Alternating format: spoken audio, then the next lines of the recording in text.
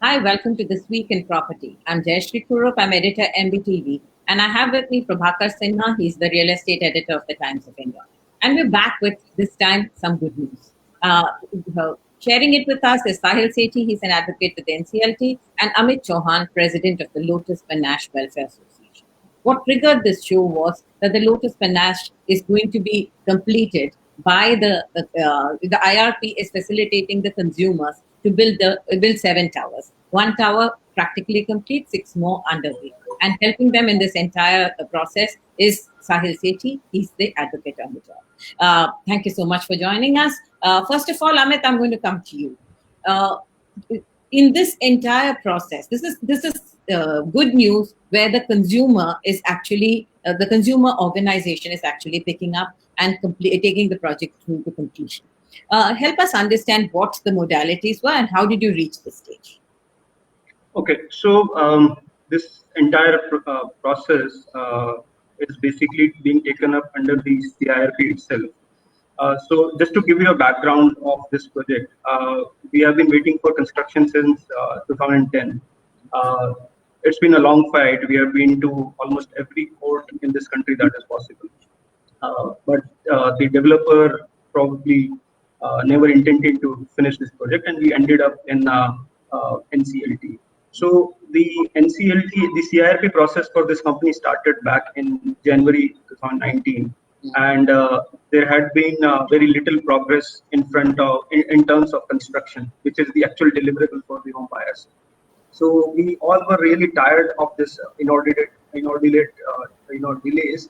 So what we actually started discussing was that if the resolution plan for this company under CIRP is to pull in the money from the home buyers itself and then construct, then why delay it unnecessarily? So we discussed with the home buyers that if the towers which are under construction can be completed by pulling in the money, then why don't we just come forward now instead of waiting for resolution plans, which might take about a year or so, and attempt to do the construction? So we formulated a plan wherein the home buyers could pay up their pending installments, not in one tranche, but divided into multiple smaller chunks. And the pending payments would be linked to the construction milestones, and the entire exercise would be supervised by the home buyers also. So we did the basic sketch of the construction plan, and we reached out to the RP, Mr. Chandra Prakash, that listen, this is what we have. We understand that the CIRP process is going to take time. So why don't you appoint a contractor, uh, and the home buyers would put in our money, and you start the construction. And as and when the CIRP process is complete and some developer is in a position to take over the construction, he would happily take over our towers also. So that's the basic fundamental of going about it. Right. Sahil, how difficult was it to bring this whole process of resolution up to the stage where at least some towers can go through to completion with the buyers? Honestly, it wasn't too difficult because in this particular case, at least there was an association which was already working on ground. So there was some kind of an organizational structure. Otherwise, the major problem in these matters is that home buyers are obviously scattered and there are thousands of people, and becomes difficult to make a parity of thought and to connect with everybody. So, as Amit said, because this was a project which was in some sort of a litigation for quite some time now. So the buyers were kind of connected, knew each other, had worked together with each other in the past. And therefore, I think it was pretty seamless once the intent was right. And we are happy. Mr. Chandra Prakash was welcoming. He said that any kind of a resolution that kind of he can provide to home buyers and which brings them closer to their home sooner is working. So it was pretty easy, but I would say it was easy in this scenario because there was a lot of organizational structure that was already in place. There was an association, so it was all seamless in that sense. Otherwise, it becomes a very difficult task to collect thousands of people and bring them on board, try and explain things to them, make them have faith to put in money because people have already lost a lot of money. So, but in this case, I think it was seamless because of whatever Amit and his team have been doing in the past years. Prabhakar, you want to say? Yeah, actually, I just want to understand one thing. So legally, Right. now this company has gone to the IRP. Right, So resolution has to be found out of the entire project, You are right, sir. and money is fungible. So Right, sir. suppose tower A Right, has sir. some surplus Right, sir. after the construction. Right, sir. Then if suppose one resolution provider comes in, then he will take that money to construct those tower where there is Other deficit. towers. Yes, Where there is deficit. you are right, sir. But now, if individually towers are taken up and Right, sir. that is completed with its money, and Right, sir. other towers are left high and dry, Right, then sir. No. Yeah, you are right, sir. Your concern is right, sir. no, This is something then that, yeah. will those people not challenge this resolution, saying it that this resolution is not acceptable to them? Now here, these guys are the debtor, and they Right, sir. have the equal vote in the Right, sir. all that COC. COC.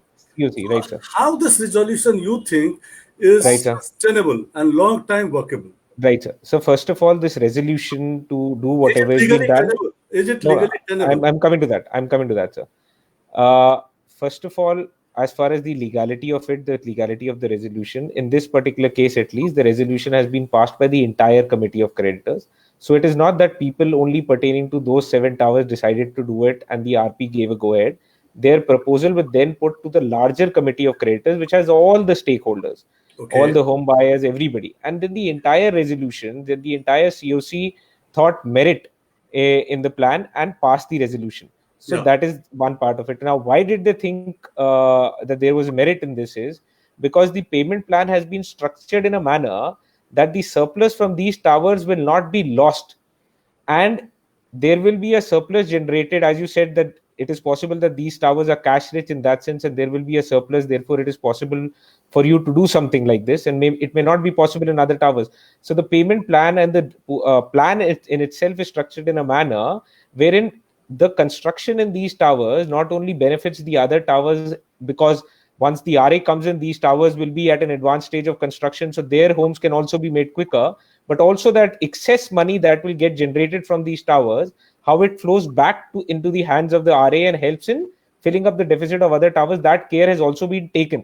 So this plan, the entire plan was deliberated upon for a couple of months and then put to the COC, and the COC, entire COC, the entire So set of home buyers have passed it with a means, good majority. Yeah. that means, sir, that this resolution leads to completion of the entire tower and all the buyer must be getting the flat. Because if suppose now in the Yeah. tower 6, which has been undertaken for the construction, and the buyers of these towers will get the flat, but say tower 21st, that has not been taken up, and if the Please buyers of that understand. is not, Please so understand, now sir. I want to understand, because these are the apprehension. Yeah. I'll make you understand, sir. So basically, these towers, see, it's a real estate company. The real estate company has to run like an ongoing concern. So one of the activities which a real estate company should do and was not being done was construction. So we have facilitated a mechanism by which the construction will get started, and the same mechanism or a slightly modified mechanism, whoever the new RA will bring in to not only complete these towers but the remaining towers as well.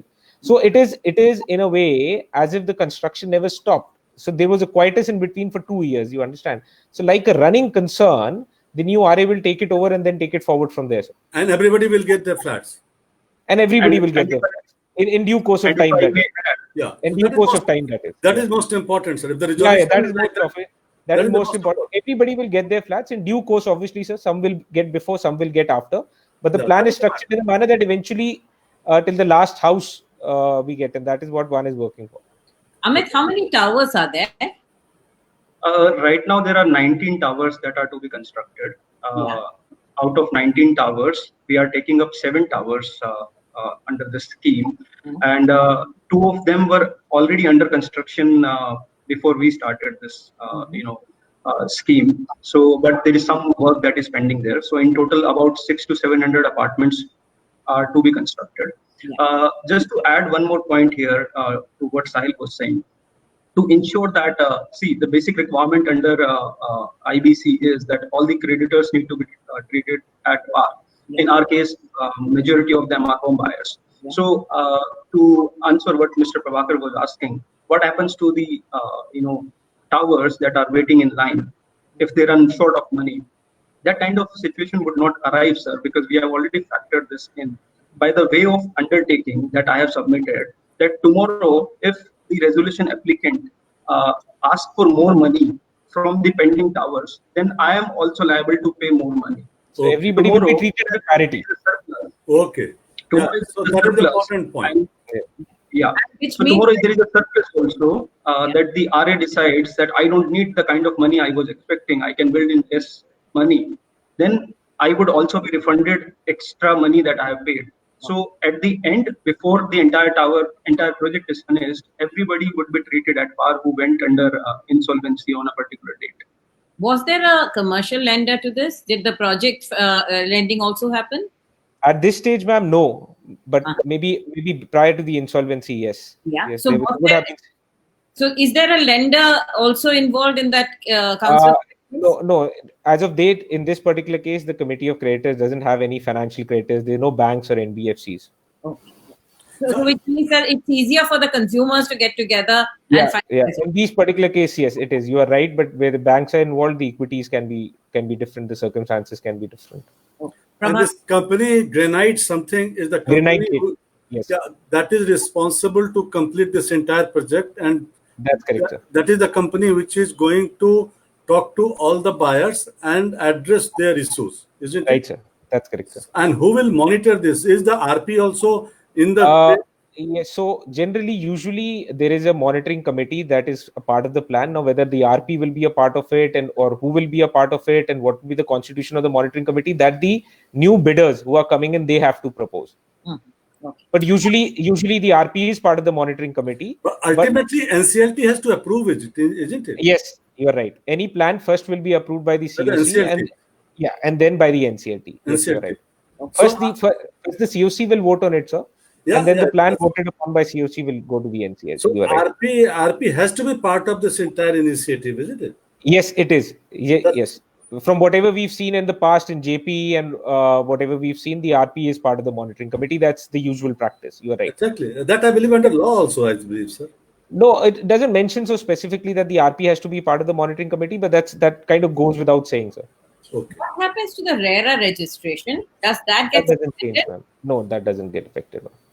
It's only that doesn't get affected, ma'am. The project continues to be registered with Granite Gate Properties Private Limited, which is the company. This is only a this is a mechanism or a plan to mobilize funds, ma'am. Yeah. So that construction can go on. See, because when a company goes into insolvency, unfortunately, the promoters don't leave it with a lot of funds, so the construction completely comes to a quietus. So therefore, there is some kind of basically financing that is required. So it's more like a self-financing kind of a model where the creditors themselves or the buyers themselves who are invested kind of put in a little bit of their money to kind of realize their investment. But one thing, sir, this Granite company, this is the old company which was owned by Bidur Bharadwaj. That's correct, sir. Mr. Vidur Bharadwaj is one of the promoters. And you have not liquidated that company. No, that is so that means his shareholding remains in the company. No, sir. That is this is not something that I can. But what I can tell you is that once the company goes into insolvency, the board of directors of the company gets suspended, and the control of the company rests with the IRP. Now, whose shareholding remains and whose shareholding goes will be a part of the resolution plan. That's part of the resolution plan, is it? Yeah, which will come. Yeah, which will come, sir. This is about to. So there is no resolution plan. We are all waiting for it. We are expecting it. Who is going to give this resolution? There are four people. Yeah, there are four people in fray, sir, and there are four entities in fray. One is an entity called SMV Agencies. Another is an entity called Purvanchal Projects. Then there is an entity called UVARC, and fourth there is an entity called it's the DASNAC Group. I'm forgetting the name of the exact company. So they have four bidders in place. They will all four of them will put their resolution plans, and whoever's resolution plan the COC thinks is best suited, the COC will vote for it, and then the RP on behalf of the COC will put it to the NCLT, and the NCLT will then decide whether the plan is in compliance with the provisions of IBC or not. And all these four plans are saying that they will complete the project without asking additional money? No, that we have to see. That we have to see what they are saying. Okay. That we have to see what they are saying, whether they are asking for additional money, whether they are not asking. That we'll have to see once the plans come. Okay, that is not clear as yet. This will all be a matter of we have to differentiate, I think, one plan from the other, sir, because Okay. there are four. So I think these are one of the considerations that obviously home buyers will have. Who's asking what money, who's putting in what quality, who's putting in what, who's promising what timelines, monitoring, and like you said, who's ready to have himself monitored. So these are all factors that the home buyers generally look for in a resolution plan. So whoever is kind of successful in giving a better plan will win. No, because here resolution is to complete the project. So the Right. monitoring committee is required. Right. Resolution is not to pay the debtor.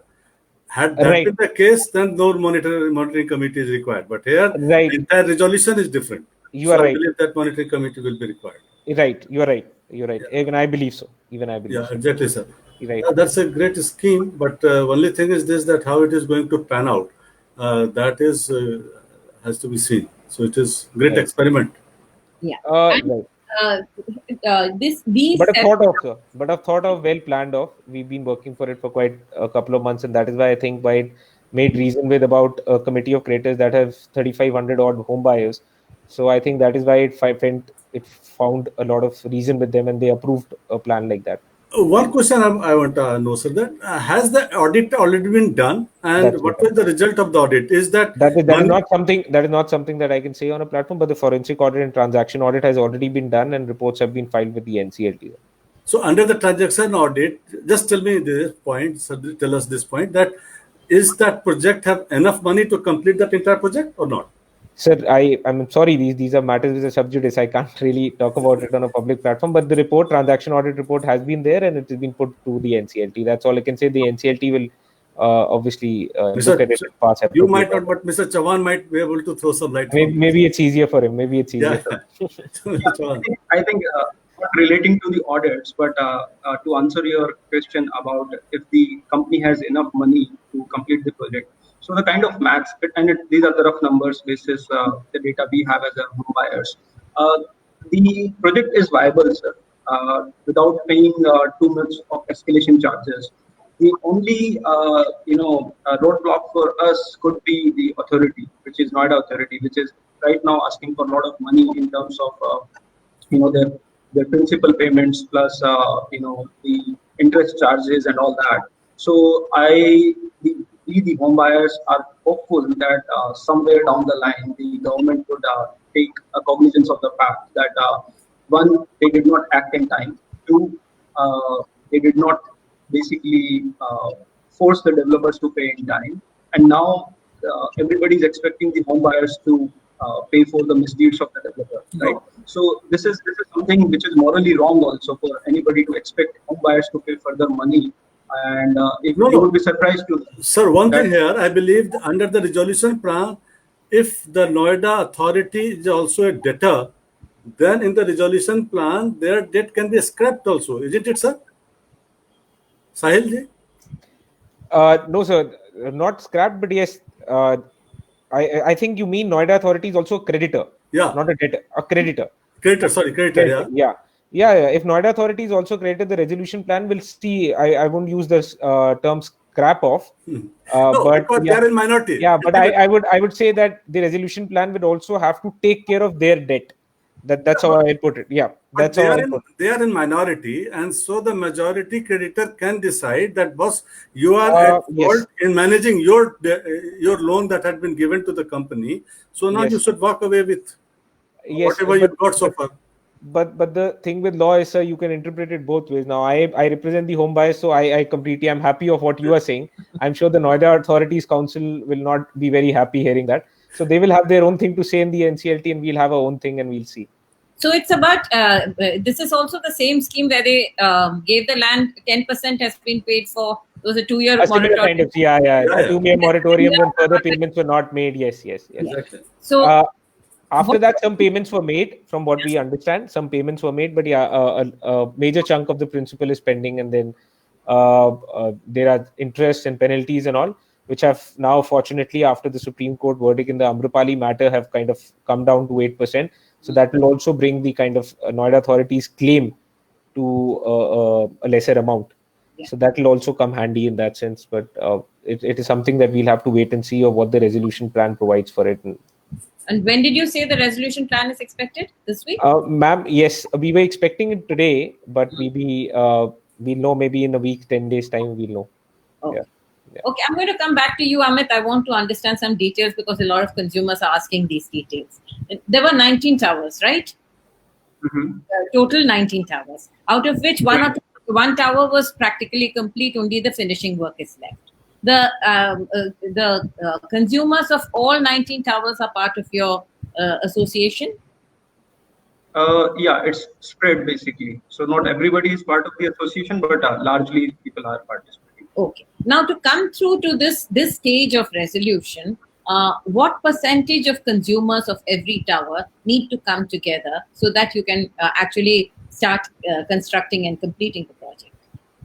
So the kind of mathematics that we did was, for example, to complete a tower, if the fund required is 10 crores, right? And the receivable from the home buyers is 13 crores. Yeah. So we need at least participation of these many home buyers that the cost of 10 crores can be met, and rest of the people are basically optional for us. So the kind of difficulty we faced was, and it is COVID time, right? There are people who have been impacted because of COVID. So the way we carried this out was we did not just jump into it. Practically what we did was we reached out to the home buyers. We asked everybody to file an undertaking that they want to participate. This is the terms and condition of the scheme. And once somebody says that, okay, I'm giving the undertaking and I'm participating, that person does not get a right to back out, right?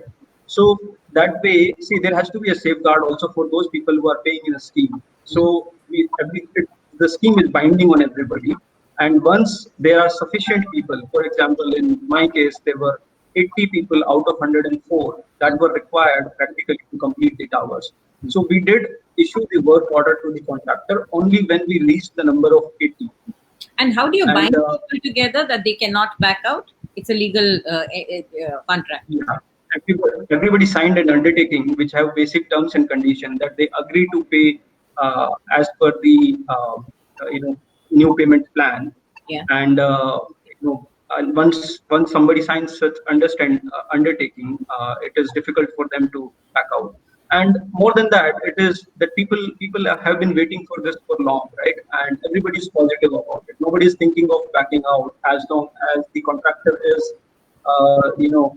fulfilling his part and the RP is monitoring in a good way. So I don't think backing out is a concern. Right now, people are enthusiastic about it. They want it to be completed as soon as possible.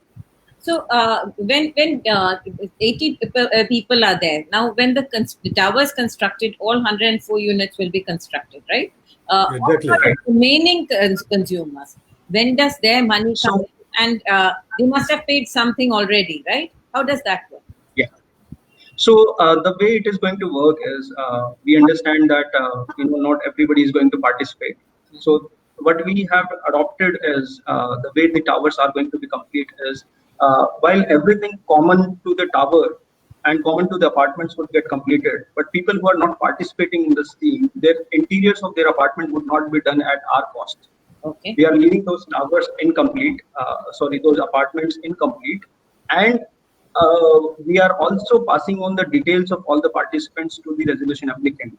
So completing these apartments is going to be the responsibility of the resolution applicant, not us. Okay. So each consumer is actually responsible for his or her own tower, right? Own unit. Yeah, the scheme is basically voluntarily. You cannot force people to agree to something. So the scheme is voluntarily. People who are participating totally on a volunteer basis, and those who would be left out would not be responsibility of this committee to construct their apartments. They will get it constructed from the resolution applicant as and when he comes in. No, but Jayashree, one thing, once the project is completed, apartment is completed, when it is going to be handed over to that buyer, he will have to pay that entire outstanding amount. That's correct. And that entire outstanding amount, whatever they will come to, that, okay, this much has been spent on this amount. And if it is not more than what was agreed upon at the time of sale, that I believe there should not be any problem in getting You're that. correct. You are right. Only problem is if they are going to levy anything additional. But Right. even that, if all the buyers comes to the resolution and pass a resolution in majority that okay, all the buyers have to pay this much additional amount under the Society Act, they'll have to pay that amount, isn't it, sir? That's correct.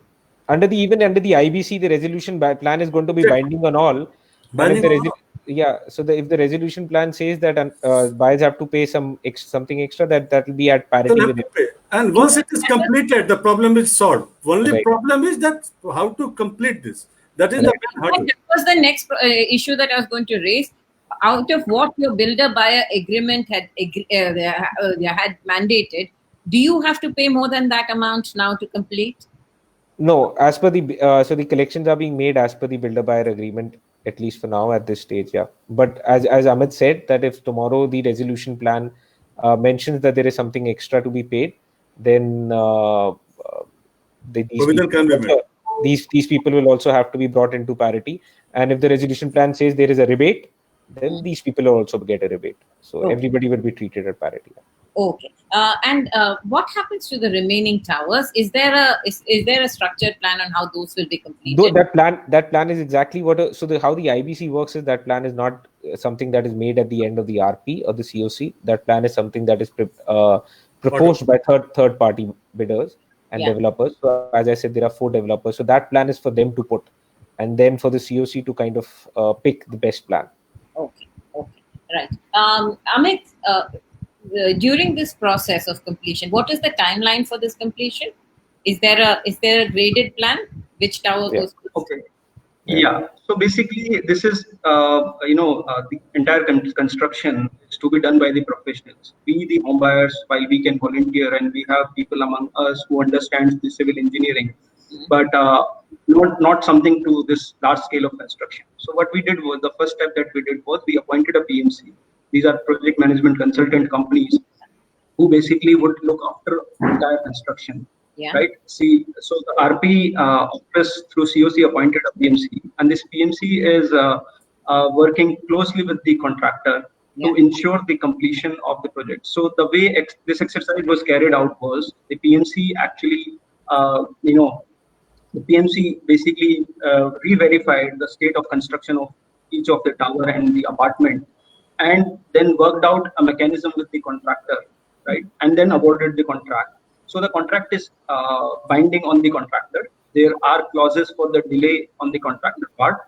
There are clauses for the defect liability also, that if he does not do a good job, then he would have to be penalized.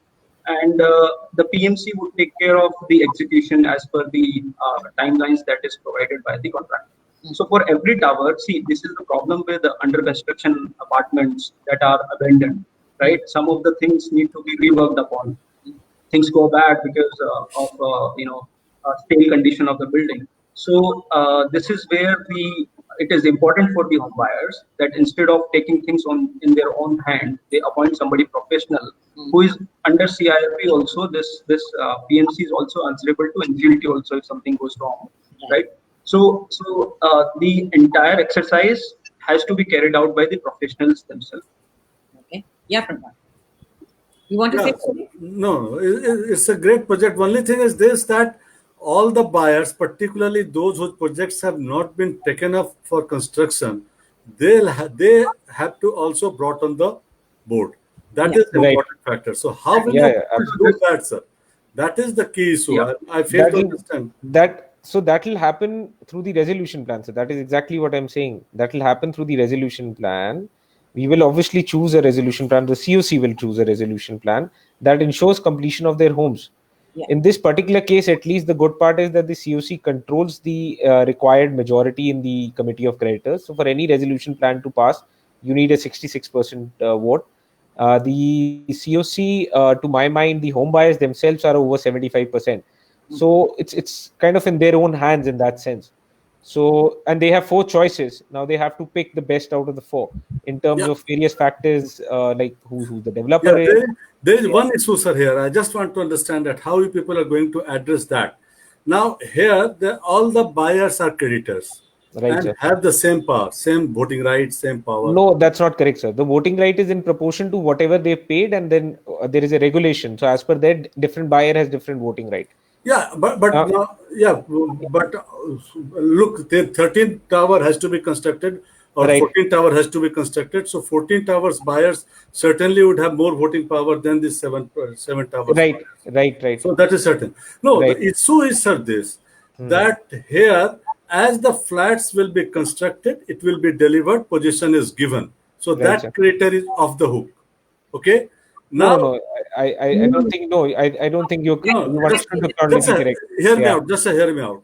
Now Hmm. the issue is this, that for the remaining tower, where that new contractor or the new resolution provider who is going to come, now that fellow whether going to complete those tower or not, it is whose responsibility.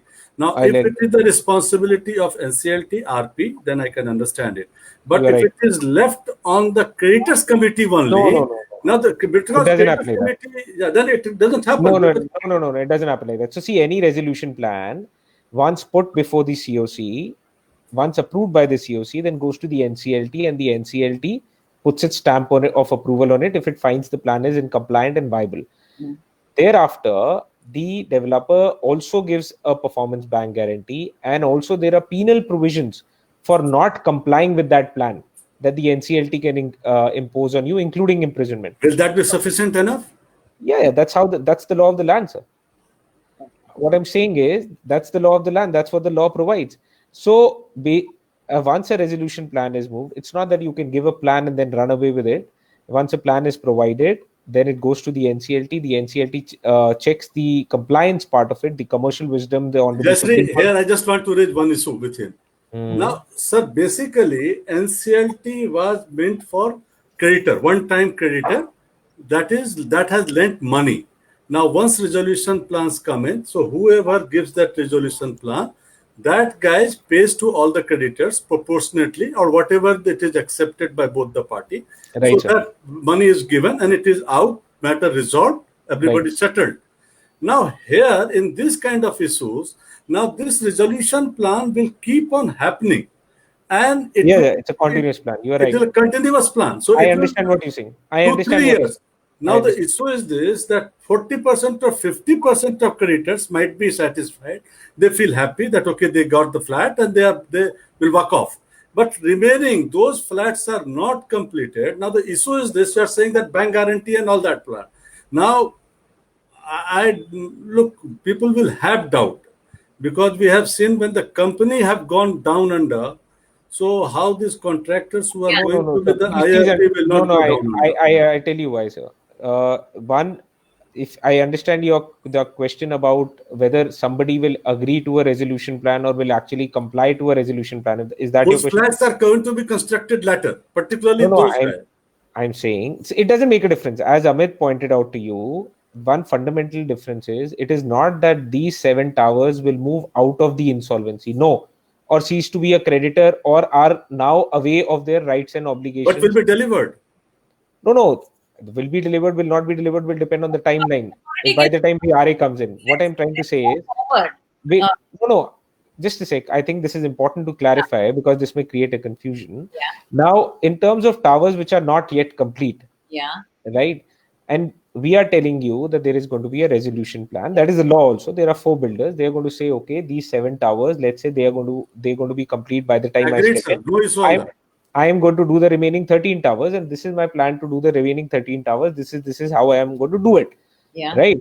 Puts that plan to the COC. The COC approves it. Puts that plan to the NCLT. The NCLT stamps it. They give a performance bank guarantee. If they don't do it, there are penal provisions. Now that is the law of the land. So why have that apprehension that those remaining 13 will not be made when there are 4 people who are actually kind of in a race with each other to put a plan to complete those remaining 13 towers? The apprehension that those 13 towers will not be made, I think, is practically not there.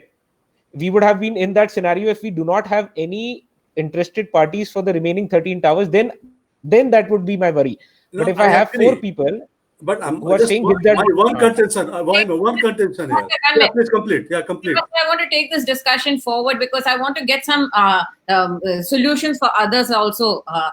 I would take it at face value that once there are guarantees submitted to the NCLT, and once the undertaking has been given by the people who are of the first 7 towers, that till the last tower is complete, they are going to be, if there is an enhanced cost, They are ready to be treated with parity. Yeah. they will be treated with parity. We'll Right. take this conversation forward because I need to find some solutions here. I mean, Right. the 7 towers that are going to get started, were they fully sold? Were they? Yeah. So more or less, more or less there is no unsold inventory in any of the tower as per the company's books. Yeah. So we do see this is the real estate, and we do suspect that some of the people who are not coming forward to participate in this pool and build scheme. Yeah. There are two sort of people here. One is who is financially stressed right now because of COVID, and rest of the people are actually either those proxy investors who are untraceable to us. Yeah. At least to the volunteers, Yeah. we have tried to reach out to these people. Some of them are untraceable. So, but to answer this, there are no inventories at all in any of the tower. It is fully sold. Sure. What about the remaining towers? How much inventory is left there? So again, as per the information that we have, there is no inventory. But we have been told through COC minutes that there are about 10 to 12 apartments that the RP found to be suspected transaction have cancelled that. So, but they cannot be yet considered as free to sell in market. But again, the developers sold almost everything, every asset possible for this company. Few days before the CIRP even started. So this is the fundamental issue, that the NCLT failed to address easily. That all the developers who fear that they are actually headed into insolvency and the order is about to be passed, they try to take away whatever is left in the company, and absolutely that is what this company also did. They took away, a lot of cash that the company had. They sold some of the inventories. They even gave discounts to their employees and their close ones. So all that kind of things happened, and we are hopeful that the RP would be able to recover some of this lost money. So, yeah. How much had you paid? What percentage of money had been paid to the developer?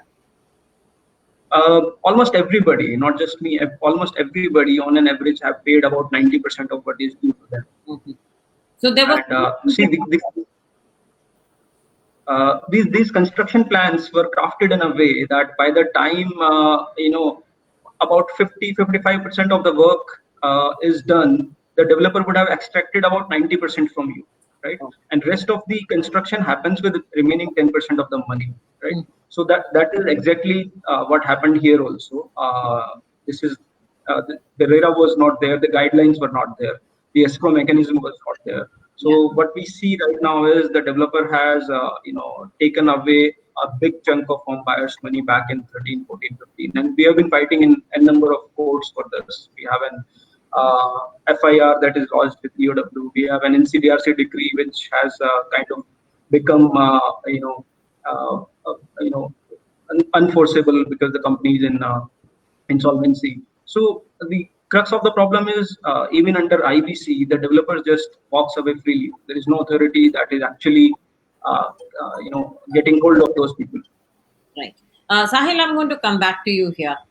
When the company is in insolvency, resolution is happening, the developer tries to squeeze out everything before that happens, so that the money that should technically have been there to complete the project is not really coming into the project. The consumers have to put more of their own resources.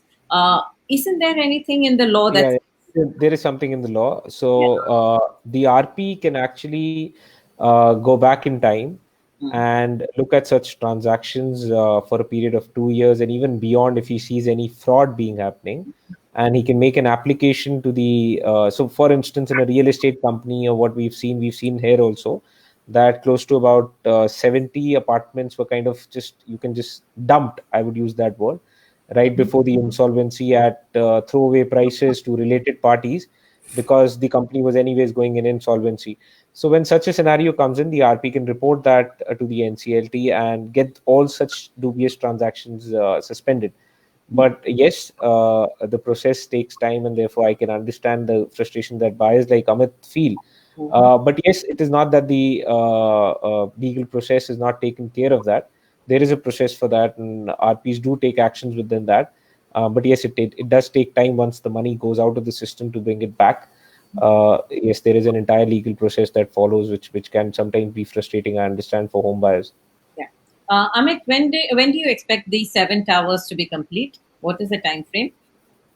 So the timeline, it's different for each tower, Yeah. and the delivery timelines for 2 of the towers, which are almost complete, is about 2 months, 2.5 months only. But for rest of the 5 towers, it ranges between 6 to 10 months. So most of the work, on an average, would be completed in 7-8 months. In 7 months. And the excess money from each tower, will another tower be picked up for that? Is that the plan? Like you have these 7 towers, then So to the 19th tower. When does that get picked up? Does that get picked up together one by one? How does it work? I think the situation would have changed. Yeah. By that time, we would have the RA in place. Yeah. So, what the mechanism right now is, any surplus from any tower would go back to the company, GGPPL, and the RA would have the right over that money. And just to clarify again, this is not a one solution that fits all the problem for every resolution process. But this is something that can definitely be explored by home buyers, because what we have seen practically, from the date of commencement of insolvency to the actual resolution plan, it is taking more than 1.5 years, 2 years for every real estate project. So it is for the home buyers that for this 1.5 years, 2 years, do they want to sit idle, or do they want to come up with a plan like ours, wherein in the CIRP itself, we do something that an RA would do. So what we are doing right now is something similar to what an RA is going to do, and therefore it is easy for us to transition this to the RA, and the handshake is very easy actually. Yeah, that's true. I mean, look, this is the best possible solution. But what my contention is that in this particularly situation, the basic, this constituency of COC itself gets changes over a period of time. No, it does not, sir. It Sir, does not. That is the fundamental difference that I'm saying. Yeah, the constitution of the COC does not change because the COC itself will get dissolved within a period after the voting on the resolution plan. So that's what I'm saying. The chronology is, please understand, this resolution plan voting takes place, let's say, somewhere in the end of July. By that time, these people are not going to be delivered their flat, and they are not going to be within their flats. So the constitution of the COC in that sense doesn't change. This is what I was coming to earlier also. So the chronology is different. The timing of it is different. The timing is such that the COC continues with its present constitution till the voting on the resolution plan and stays committed right till then. So nobody walks out before that. Okay. In any company that goes into resolution, if there are multiple projects, like this is Lotus Panache, right? There is also Lotus Boulevard, which has not been picked up. Now, both of them come into the same resolution. Company. They come to the same resolution, yeah. Same resolution. Now, when one minute. One minute. Okay, Prabhakar, 1 second. Let me just ask my question. The issue is that when there are multiple projects involved in a resolution, if one set of buyers finds that it can come through to a resolution, what happens to the other set of buyers? No, so ma'am, basically the entire process is to find a solution to the insolvency situation of the company. Right. The company may have 4 projects. Yeah. Now, right here, there are 2 projects. In the committee of creditors, let's say, because Lotus Boulevard is largely complete, then I would assume that the committee of creditors would be about 25% Lotus Boulevard buyers and 75% Lotus Panache buyers. Sure. So once the IBC starts, the difference between the 2 of you in terms of your projects kind of vanishes. All of you are financial creditors in a particular class. And then you have to kind of holistically, collectively, that's the entire IBC process. Because even in a banking scenario, you would see what used to happen before IBC was. Just a minute, one clarification, sir. Please tell me one thing, that IRP has been appointed on this Granite company or on the this entire 3C?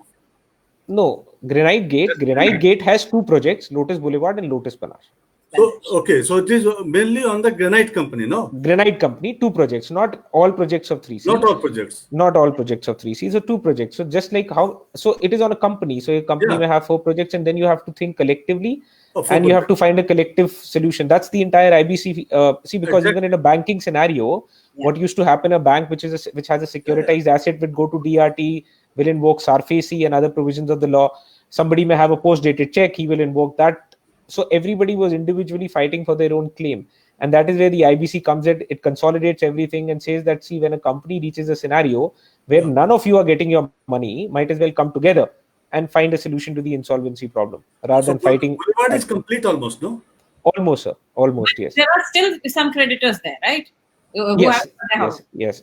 Some buyers So are- there are about 3 towers Yeah. that were incomplete before the insolvency. A couple of towers were taken up during insolvency, which are almost complete but not yet there. And then there is one tower which is substantially incomplete. And that will also go through the resolution. The resolution plan, absolutely, Yeah. absolutely. Okay.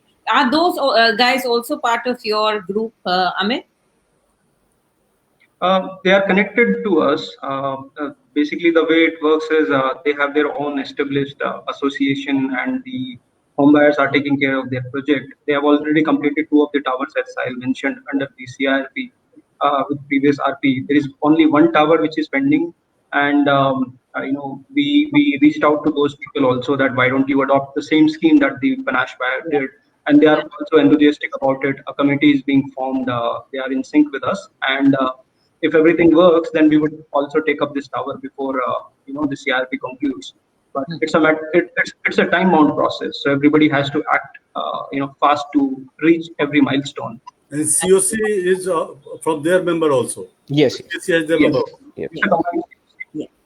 Now I'm going to take a lot of questions that have come, and I'd like any one of you to jump in as the questions come, because this is something that is of critical interest to a lot of buyers. Buyers are struggling across the country, and if this works, the hope is that many others can work too, right? How did you convince the buyers that the buyers can take over and complete the project? Here, Amit, I think your answer will hold a lot of clues and cues to a lot of people. How did you convince the buyers to come together and that you can complete the project? See, I would say it this way, and it's a very practical thing to address. See, when there are people, there is politics, right? And the home buyer situation has also become very political. There are always people who are trying to influence a certain set of home buyers, and even so in IBC, because there is money at stake and all. So what it really takes to bring together all the people is you have to put your foot forward honestly. People, you need to develop the human to human trust. There is no other way around here. If you have some wrong intentions, or if somebody is really here to basically for their own business or for their own reasons, then this does not work out. It is not easy to glue together thousands of home buyers. So the way we work is our association have been working as as an organization with a defined structure, and we have been very open. We have been very transparent in our dealings with the members of the association. So the basic fundamentals, like you want somebody to trust you, you have to develop that trust. Home buyers would come along for 2 reasons. One is trust building. Second is where Sahil comes in, the paperwork. There has to be absolute, everything has to be in black and white. For example, the R scheme that we have, everything is in black and white. It's approved by the COC. It is something that cannot be challenged. The contractor is also time bound. So if you do the paperwork, people who would not come to you just for the matter of trust would come to you for proper homework and paperwork that you have done. So there is no straightforward answer to this, but you have to work in a democratic way to get everybody together. Right. There is another question that I have. How did you convince the IRP to take over through the project with the buyers? How did the IRP get convinced? Because we haven't found too many instances of this. See, the RPs are usually reluctant to increase their scope of work, and the reaction of our RP was also that why should I take up something that I did not sign up for? but it took a lot of convincing that the home buyers are going to take care of their part. You don't have to do much. All we want is you have to legalize it, you have to bless it, and you have to take the responsibility because the money is going to come to GGPL, not the home buyer's account or the contractor account. So it is the home buyer's policy. It is not RP's policy. We held open meetings. We called upon people from each of the towers. Me and Sahil took up a lot of questions, found solutions to their question, and then came up with a policy. And then we reached out to the RP that okay, this is something that the home buyer are comfortable with. You find a contractor, bind him into a contract with GGPL, and we, the home buyers, would basically agree to or commit to a payment plan that is devised for us. And that's how it started evolving. So when we used to talk about this policy back 6-7 months back, hardly 20-25 people, 30% people would agree to participate. But with the kind of paperwork and COC approvals and everything in place, we have reached the participation of 80 to 90% from each tower. Okay.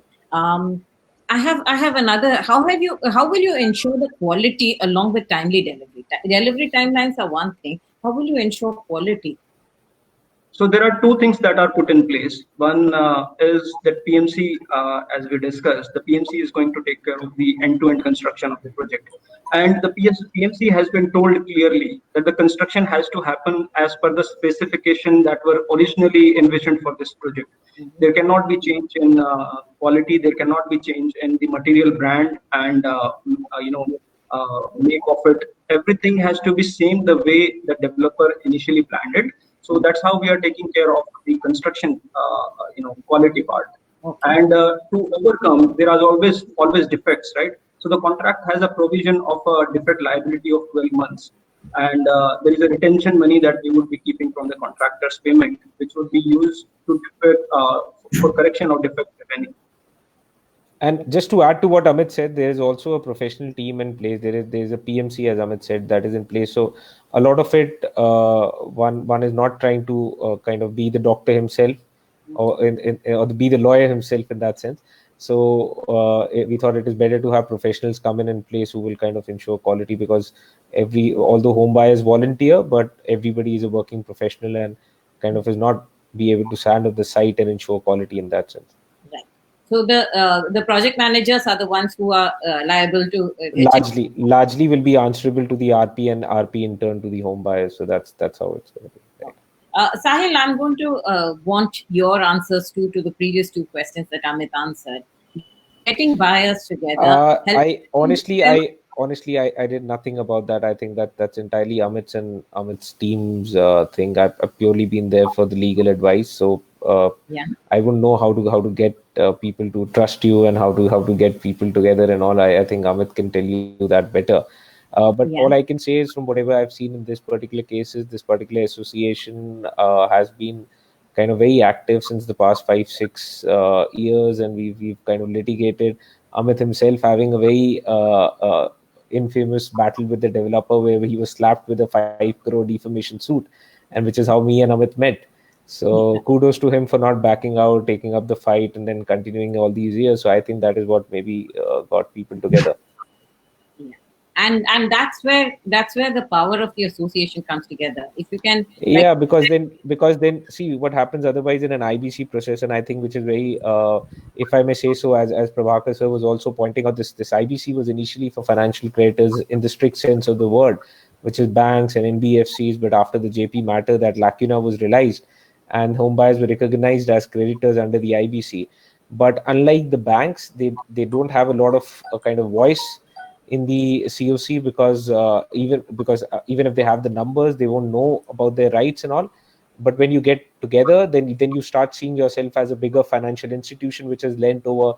If today Amit's association has 1,500 home buyers, so that means now together they have an exposure of about 1,000 crores in the project. So as a body, they start taking it more seriously than everybody thinking about their own investment. So as a body, when they start thinking, so they think about, oh yeah, there is an exposure of 1,000 crores. We should act like how a bank who has 1,000 crores would act to kind of get their investment back. I think that kind of an approach will have to come from home buyers.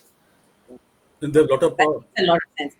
There's Lavanaya Kumar who says in construction link plan, the builder already received payment from the buyer, and so they deliver possession on time as government has given some relaxation to builders. Is that true? I mean, I'm not sure whether you They understand. see from time to time there have been, I think, the relaxation that the concerned person is talking about, the relaxation during the COVID time. RERA has allowed for an extension of timeline, so I think that is what she's mentioning too.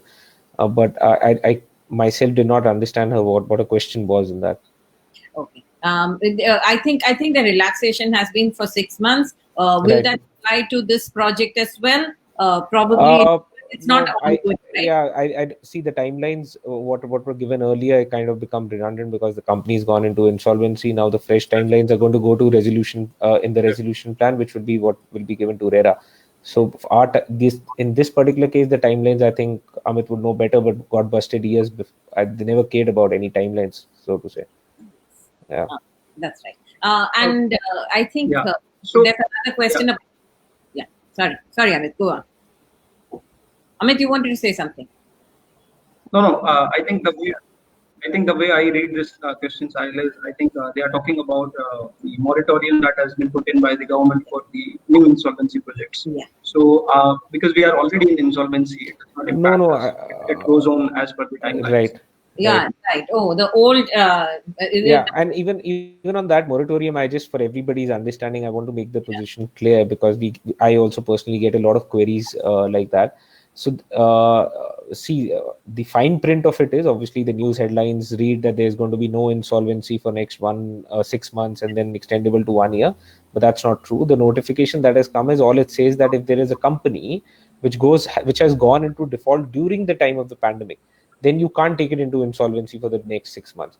So in this scenario, meaning that if your date of possession was somewhere between March to June 2020, and the developer has not been able to deliver you within that time, then you cannot take him into insolvency. But in majority cases, I see that the timelines have been defaulted with way and year before, and also for them there is this new notification of the COVID doesn't come into play. It's not applicable. So has IBC proceedings not been halted for 6 months? No, on only cases where the default is during the pandemic, where the default occurred before the pandemic. If you have been in default, let's say before the pandemic, then you can't take that safe harbor and say, I cannot be taken into insolvency. It is only for companies which, because of the pandemic, went into default and not otherwise. This is it's a slight deviation, but I'm going to ask you another question. Right. There was more than 10% of the buyers had to come together to go to Right. go for Right. it. Right. Does that hold? So the home buyers have challenged it in a writ petition before the Honorable Supreme Court. Notice of that has been issued. But so there is at this point of time, there is kind of a stay on that. Matters wherein 10% of the home buyers are not participating are neither being admitted by NCLT nor being kind of dismissed as yet. So we are all waiting for Supreme Court to say. The home buyers obviously feel that they've been differentiated against. If one bank can go alone, then why can't a home buyer?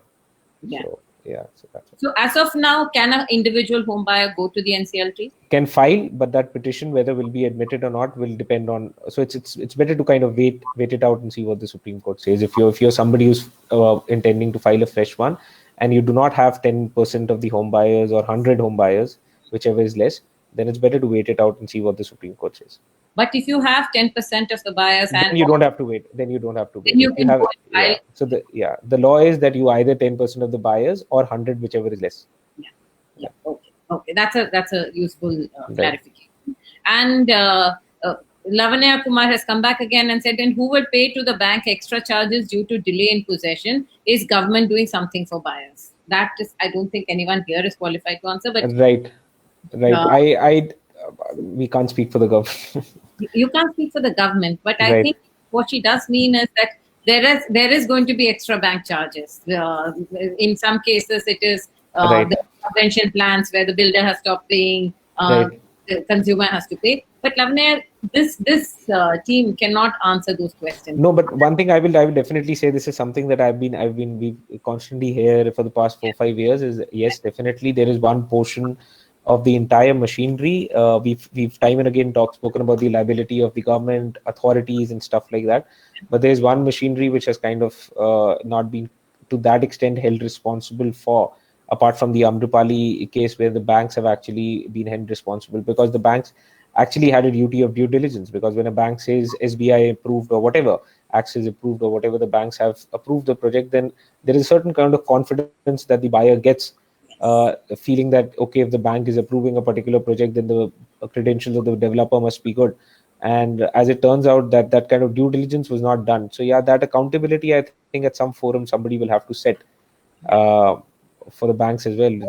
Who pays for this misdeed, for the lack of due diligence by the financial institutions when they said that it was approved, and when every installment was being paid out on behalf of the consumer to a developer who had not completed the relevant stages of the construction? And this I think is what Lavanya is referring to. And Right. it's a very valid question. And I promise you that we'll pick this up again. There are some activists who are fighting the misdeeds of the banks, and who will pay for that? Why is the consumer being held responsible? We'll definitely pick this up in a subsequent, but I think I'll have to go on with this show because we are very close to closing time. So will buyers have to re-register the project with RERA? How will the compliance be done? Amit?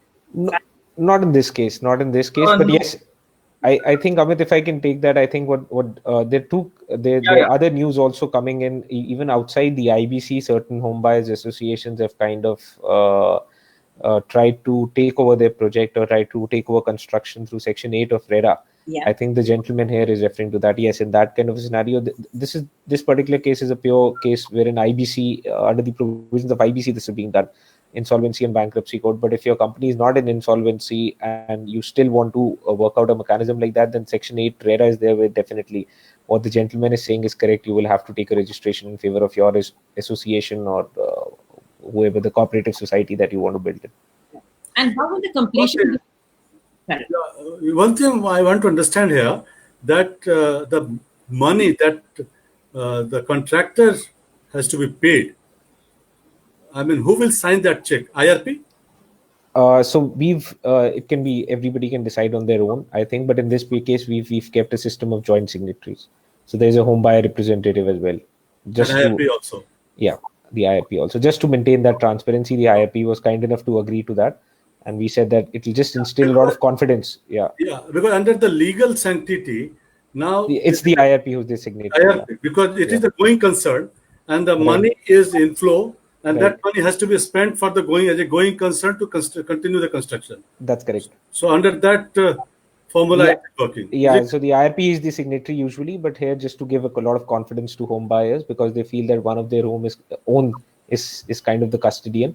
So it just helps build confidence. But otherwise, in law, it is the IRP. Also, but IRP is also in law, it is in law, it is the IRP. Yeah, and IRP is responsible for this. Yeah. Right, you are correct. And then another query: how will the completion dates be decided? You've already drawn out the timelines, right, Amit? That is done by the PMC and the contractor. So that's all. Contractor and PMC actually worked out. They figured the pending work, and we have to consider the COVID times also, that getting some of the material and the labor is going to be slow and difficult. So everything is kept in mind, and that's why that's how the lines were drawn for the completion. Okay. And how does the construction progress be tracked by the project managers? Yeah, it is the PMC who is going to. So the contractor is supposed to submit the bar charts, and the PMC is going to monitor it. And they have told us that they are going to update the construction progress fortnightly on their website. Right. Okay. And which means that each one of you knows what progress is happening on the site. Yeah. Whether it's according to. Okay. And the question that I thought should be coming on this show: how can buyers stuck on other projects implement this? Sahid, you want to give two? No, I think as number one, as I said, this was possible because the company was under the IBC scenario. We had a court-appointed RP who was kind of deceptive to something like this, so we were able to do it. So we'll have to first draw a distinction between companies that are in insolvency and companies that are not in insolvency. For companies that are in insolvency, talk to your RP, see if a similar mechanism can be worked out, because CIRP is a long process. With the pandemic going on, maybe it will take longer in the legal process. All of us are aware the courts are not functioning to their to their utmost potential.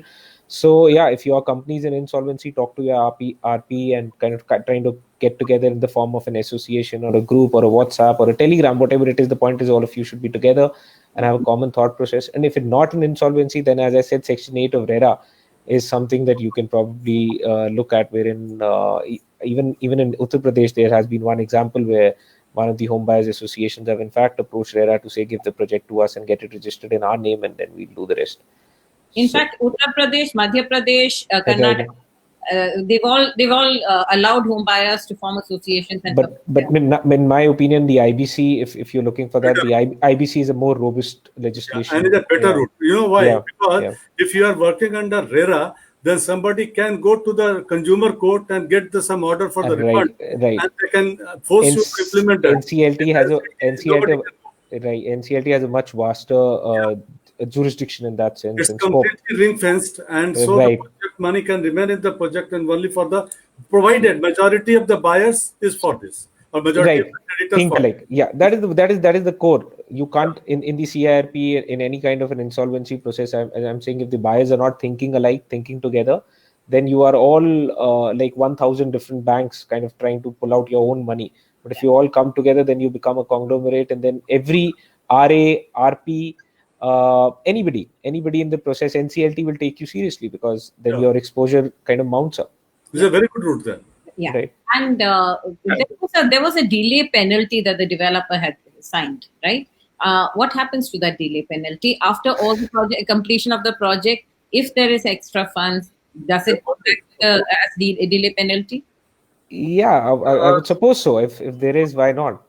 So we'll have to, It totally depends on the health of the company, right? If the company has enough assets to finish up the project and give the penalty, definitely it has to be given. But as we discussed earlier, most of such companies are actually left high and dry. There is hardly anything to fulfill their liabilities. Forget about actually paying the penalties to the home buyers. So it's an unfortunate situation. The government did not probably think through how it would pan out for the real estate cases, and the solution was implemented for maybe banks and all and other companies, and forced upon the real estate also, wherein the promoters usually just escape. We are yet to see any case wherein something that really works out in favor of home buyers, that the homes are constructed as well as they get something else also. Right. I believe forensic audit will help to that extent. We hope so, sir. We hope so. Yeah. So now it's for the authorities to kind of action it. Absolutely. And I think there's somebody who has commented that interesting conversation between Prabhakar and Sahil. Authorities must share the burden of resolution as well. Actually, the points that you made, that the authorities were liable, the banks were liable, and they are getting away scot-free. Developers who have taken away money out of the system, the money does not always flow into the system. In fact, very rarely does it seem to flow back into the system, despite the best efforts. No, and we must also not forget, Noida is a very specific case, or Uttar Pradesh, this entire development, unlike Haryana and Gurgaon, where the transaction directly happened between the farmers and the developer. This is where Noida authority kind of stepped in and said, we'll take land from the farmers, we'll give it to developers after a diligence process, and therefore come and invest in Noida. Yeah. So there was some sort of and the lease deed, if you look at the Noida authority lease deed, it says we'll have monitoring over construction, there'll be timelines and stuff like that. So a lot of investment in Noida, I believe, has been made keeping in mind that, if the land is of Noida authority and Noida authority is involved, the government is involved, then there is some kind of checks and balances in the system, and then you can kind of invest carefree. But I do feel that on that supervisory role, yes, they were a landlord in that sense, and they had all the land, but they also had a supervisory role, and I do believe that supervisory role was not performed as it should, which the Supreme Court has also said in Amrapali. Yeah. And I myself, in many cases, have actually told consumers, even if you don't need a loan, go take a loan from a bank, because the bank does its due diligence. Yeah. Right. Or at least we hope the bank has done its due diligence. Yeah. Very, very few of the banks have done it. There's another question. If you need additional money, here you have the money, right? If you do need additional money, what happens? How does that additional money? Do you approach another lender? Can you do that? See, it totally depends on the assets that are available with the company. There are two things which can be done. One is the home buyers themselves, for timing, fill in the gap, right? That is one way to go about it. Second is if the company has assets that can be mortgaged or that can be, for example, if they have additional parkings or they have additional inventory that can be sold in open market, that with the COC approval, the RP can definitely raise money from outside of the company. Against those saleable assets. Yeah. Right. Nadeem, your question of house quality to be ensured has been addressed. Getting all distressed buyers on the same page is quite tough. How can this be managed? I think both Sahil and Amit have addressed that. Will consumers complete just the flats or even the facilities promised in the builder-buyer agreement? Now, this is an important thing. The value of a home comes from the lifestyle that it had been promised, right? What happens to those? That will be part of the resolution plan, not at this stage. Not at this stage. Right now, it is let's complete. Right now, it's about the towers. Yeah, it's about the towers. Right. Dheeraj Tiwari asked, what about the other towers like Tower 3, where almost 125 out of 156 buyers of T3 are ready for PNB? Can T3 also be considered for PNB, please? I think. I think this is a tower-specific question. And, yes. So let's take that meeting for all the buyers. But do consider it, because I think. So see. Yeah, go on. I can answer it in a generic way, not just Tower 3 or not just this tower. As we were discussing, the entire IBC is a very time-bound process, and you have to do your work in between those timelines. So when these towers or certain set of towers were being taken up as potential pool and build candidate, then we could only pick up these towers because they were viable in terms of the money that is to be deposited by the home buyers. Any tower that does not meet the criteria, it would be futile to take them up. So right now, in our case, we are standing at a point wherein all this data of pool and build were to be sent to the resolution professionals also to provision the construction and the tables. So any new tower could not be taken. But okay. Is there a legal way in which, and Sahil, this is something that you may be able to help us. Is there a legal way home buyers can get a list of fellow home buyers in a project? Yeah, absolutely. If you approach the NCLT and you tell the NCLT that, in fact, that is the first step that they'll do. If you're less than 100, they'll ask the developer to give you the list, and they'll see go get 100. So that is one of the best way to go about it. If you do not have the list of buyers and you think that your company is reached a stage where it should be taken into insolvency process, but you don't have the contact of hundreds of buyers, then you can go to the NCLT. NCLT will direct the developer to provide it to you. So that way you can get it. Yeah. I hope you've been listening in, because there is a way of getting the names. Rajiv Verma said, provided you need it for the right reasons, there's all legal ways of doing. Yeah. What will be the fate of buyers with some court order, tribunal, RERA, NCDRC orders? And this is what, thousands of buyers have all kinds of orders with them which are not executable or executed. Again, the answer I will have to give it in two scenarios. What can you do if the company is in insolvency? What can you do if not the company is not in the insolvency? If not in the insolvency, then every tribunal, every act has its own mechanism of an execution proceedings. And so you can approach that. If the company is into insolvency, then the Honorable National Consumer Commission, where largely home buyers go for redressal of their grievances, has passed a judgment in September again, thanks to Amit, in the Lotus Panache matter, wherein something similar happened. Amit and his team had court orders in their favor, which says that the developer has to pay them compensation, but the company went into insolvency. So what does one do now? So the National Consumer Commission said that, look, the company has gone into insolvency, but that doesn't mean the directors will go scot-free. So we can still execute the order or the decree against the directors. So that provision is there. So September 2019 judgment, again in the case of Lotus Panache itself.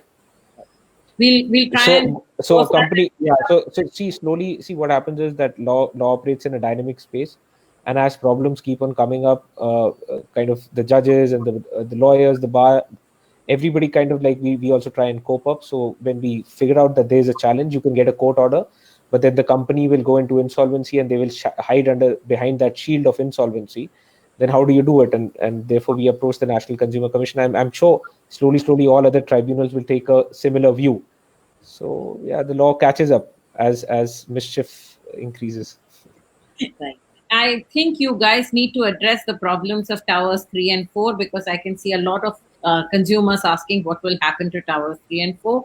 I'm afraid we won't be able to give you the exact answers, Anjali Negi, but she actually wants to know which are the 7 towers that are going to be picked up and what is happening to towers 3 and 4. You want to answer this, or you want to take it offline? I'll just list out the towers that are being taken up in the construction, and I would also like to discuss the question of Tower 30 Boulevard once again, because so in Lotus Panache, the 5 new set of towers where the construction was not happening or kind of very slowly happening are Tower 14, 15, 16, Tower 27 and 28. These are the 5 towers where large scale construction has to happen, and there are 2 towers which were under construction earlier and very little work is left, are tower number 29 and 4. So under current pooling scheme, these are the towers that have been taken up. Now, any member of any other tower, if they have any question, they can always reach out to me on so many social media platforms that we have set up for you and there. Specifically for Tower 30 of Boulevard, and I as a home buyer have all the right to voice this out. There have been a lot of findings that the RP team have dug up, and one of our home buyer itself turned out to be a contractor who basically started working for the CC company, right? So the COC, as part of the COC from Lotus Panache side, does not approve certain individuals to do business for GGPL again. And the problem that Tower 30 or the Boulevard people are facing is they want the work to be done from those people only. So I think it's our request through this medium also that Lotus Boulevard people should also come forward, request the RP to get the construction done in Tower 30 on the same model as Lotus Panache is doing. If the model is successful in our case, I'm sure it would be successful in your case also. And to answer Mr. Abhishek, we have been in touch with some of the members who reached out to us in the last 1 week or so for Tower 50 specifically, and you will get to hear good news about that.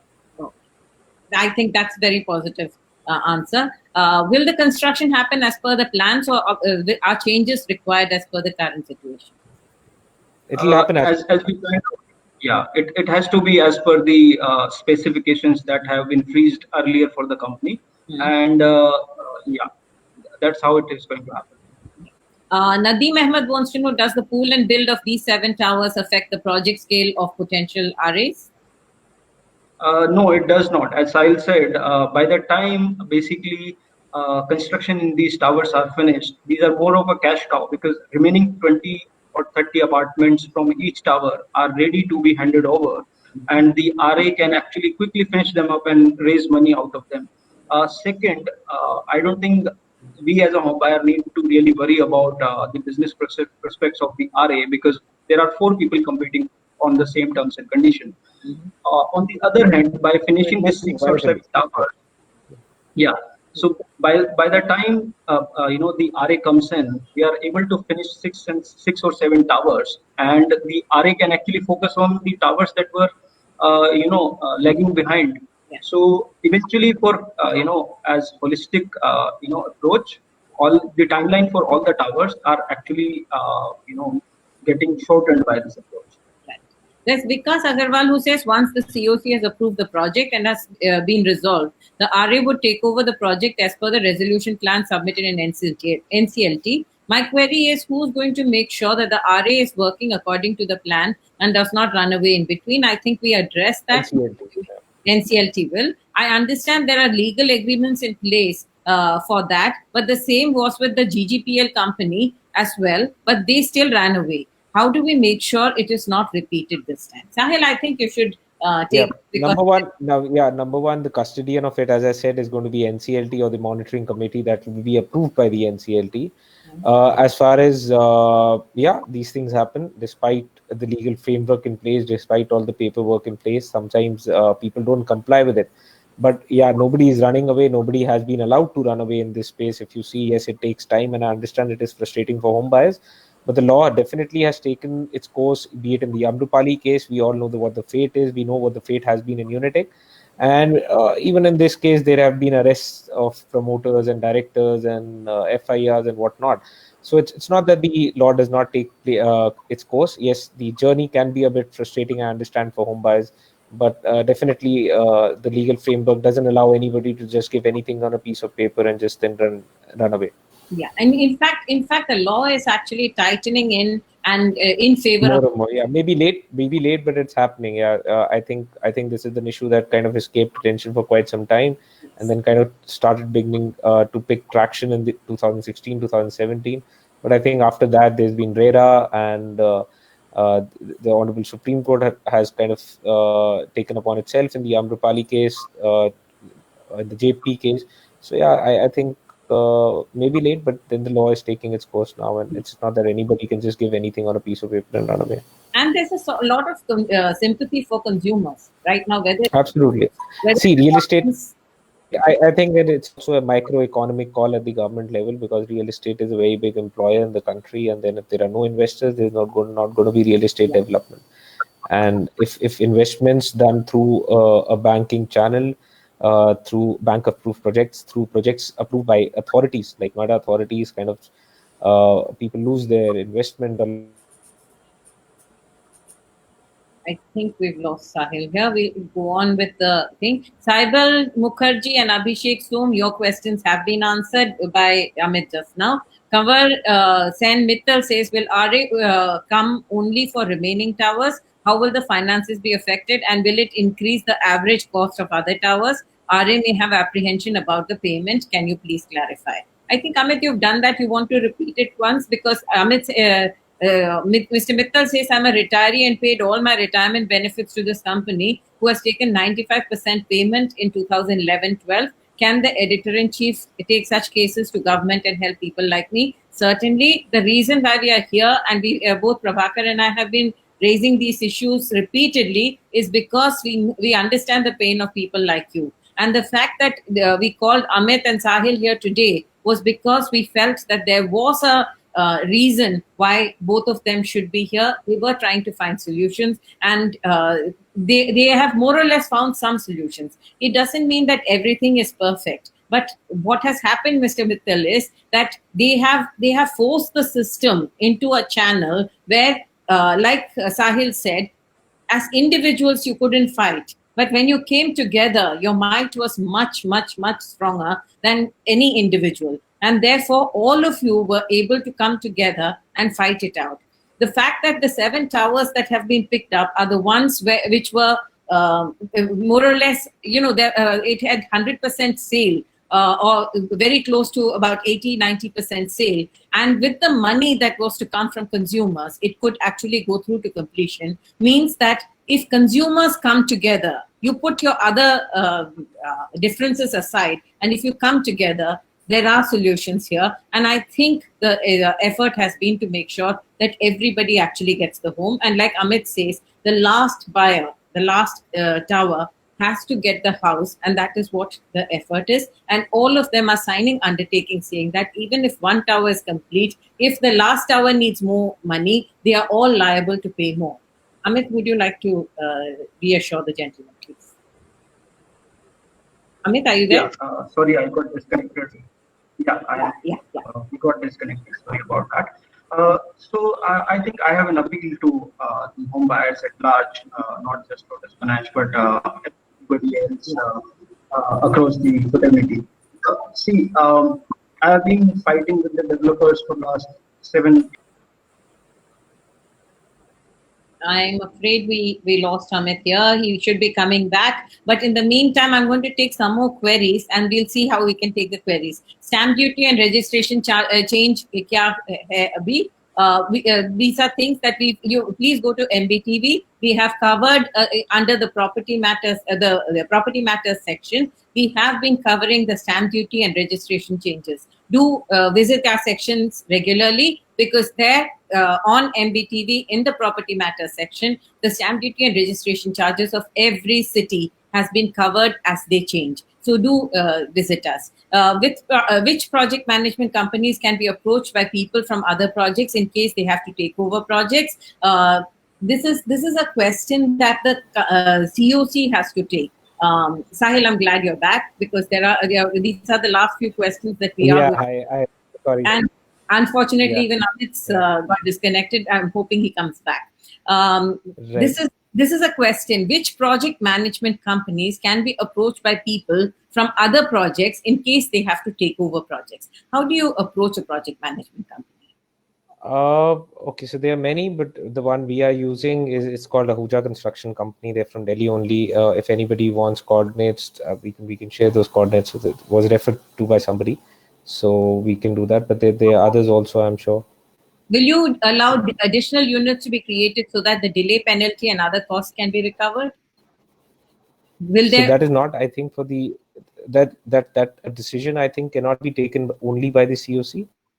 Yeah. That will also, because these projects are kind of, the plans and all are approved by Noida Authority. Mm-hmm. So if the government policy kind of allows, let's say tomorrow there's a new metro and there's a new additional construction that is allowed because of that, or because of it being a green building, so that the new developer will, but that's largely government policy, that you can't decide on your own on how much to construct and how much not to construct. That largely have to be approved by the authorities. It has to be approved by the authorities, and remember that now you have the NCLT on one side and the RERA on the other. It has to fit into all the norms before it can go through. Right. We have three questions about Tower T30. We have Tower 3. We have Tower 5, 6, 7. Tower 16. Asha Kapoor, who has a flat in Tower 16 but not filled the claim. What should she do? If she has not filed the claim, she should immediately file a claim. Yeah. Asha, you should be in 18 months immediately. And do we have insolvency timeline for each tower? Should not. I'm sorry. Sahil, are you saying something? You have to register your claim with the RP. You have to register your claim with the RP. If you don't, you won't be part of the COC, right? Sahil? Your voice cracking. I'm so sorry. But your rights are protected, but you will not be part of the COC. Yeah, your rights are protected. Your money has not gone anywhere, but you will only be part of the COC if you file your claim. So if you haven't done that, Asha Kapoor, please do that. And Dheeraj Sharma says, do we each have the documented timeline for each tower's target completion date? I suggest, I'm afraid that both of them are having connectivity issues, but I suggest that you do connect with Amit, because he has been in the forefront of the Lotus Panache, Lotus Boulevard projects. He has been instrumental in bringing the consumers together. Do reach out to them. And in case you find it difficult, do reach out to editor@magicbricks.com, and we'll be happy to connect you to Amit and to Sahil. Thank you so much for joining this show. This has been a wonderful show. It has been very participative. And the fact that we brought this here is because we feel that if there's a solution in one case, you could learn lessons from that and see whether your own project can go through to completion. Thank you, Prabhakar. Thank you, consumers. And I'm Jayashree Kurup. I'm editor. Thank you.